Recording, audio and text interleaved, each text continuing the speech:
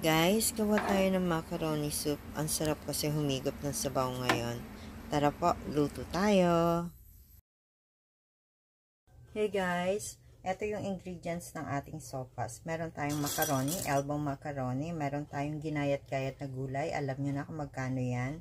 Well, sa hindi nakakaalam, 20 pesos lang po ito sa palengke. Meron tayong bawang, sibuyas, hotdog, at saka nilagang karne ng baboy. Tapos, meron tayong pangpalasa na chicken cube at meron din tayong paminta. Gagamit din po tayo ng patis or asin. So, yun lang po. Tara, luto tayo. Guys, magpapainit lang tayo ng mantika. Magigisa na tayo, guys. Bawang at sibuyas.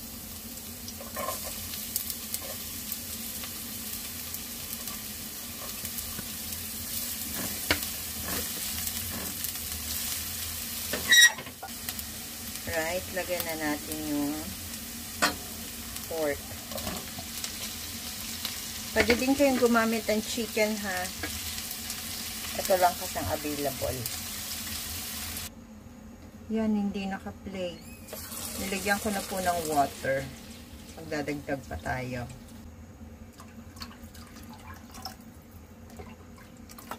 Hintayin lang natin kumulo.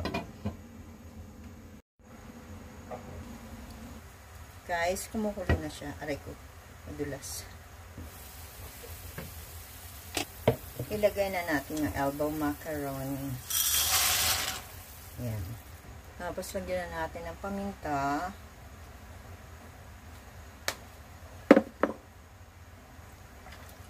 Then, patis. Hintayin nating mag-bloom yung ating, bloom ba ang tawag doon? Lumaki yung ating macaroni. So, hinaan lang natin yung apoy para hindi umapaw. Ilagay na natin yung ating chicken cubes. Guys, check natin kung okay na yung ating noodles.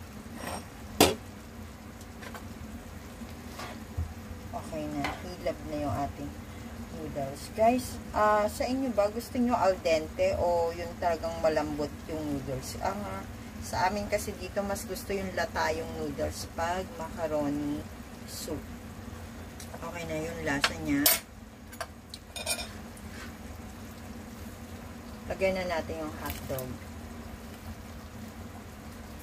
Medyo magbabago yung kulay ng sabaw, pero okay lang.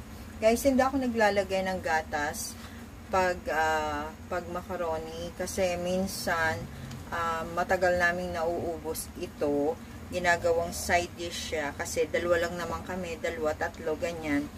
So, medyo matagal naming nauubos to, nilalagay lang namin sa ref. Kung gusto namin ng gatas, pag kumakain kami, pag nag-reheat kami ng pagkain, doon lang kami naglalagay ng gatas. Or, sa mangkok lang namin sa table, kami naglalagay ng gatas. So, ilalagay ko na rin yung ating gulay.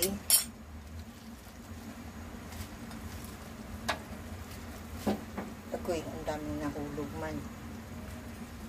Ayan. Ayan. Ganyan siya. Magulay siya. Kasi bibihira nga naggugulay. Gawa ng laging nagbabaon ng si bossing. Kung ano yung luto ko, kung ano yung baon niya, yun din yung pagkain ko. So, bihira. Makatikim ng gulay. Kaya yan. Damihan na natin ng gulay yan. Sopas. Hintayin lang natin kumulo. Then, pwede na. Guys, meron akong isang tip na ginagawa. Hindi ko alam kung ang iba sa inyo is gumagawa rin ito. Pero, para makatipid ako sa gas, along the way, halfway, pinapatay ko yung aking kalan. Tapos, nag-iintay lang ako ng mga 10 minutes. Tapos, pag humilab na yung aking macaroni, saka ko ulit siya bubuksan. Anyway, nakakatipid ako ng 10 minutes na pakulo. Hindi ko alam kung tama yun, pero it works for me. I hope it works for you also. So, ayan, kumukulo na ulit siya. Yan, ang sarap! So, pwede na to guys. Wala ka na nakitang macaroni. Merong macaroni yan, promise.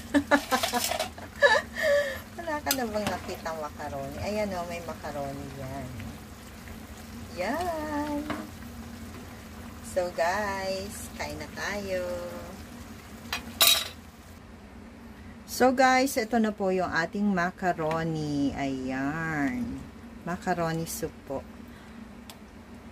Sana po ay nagustuhan nyo ang video na to. And if you do, please click like, share, and subscribe na po kayo sa channel ko if you haven't subscribed yet. So this is Ellen saying bye-bye. See you again next time. God bless everyone. Thank you for watching. Ayan. Don't forget to hit that notification button para ma-notify kayo every time na nagpo-post ako ng bagong video. Thank you for watching.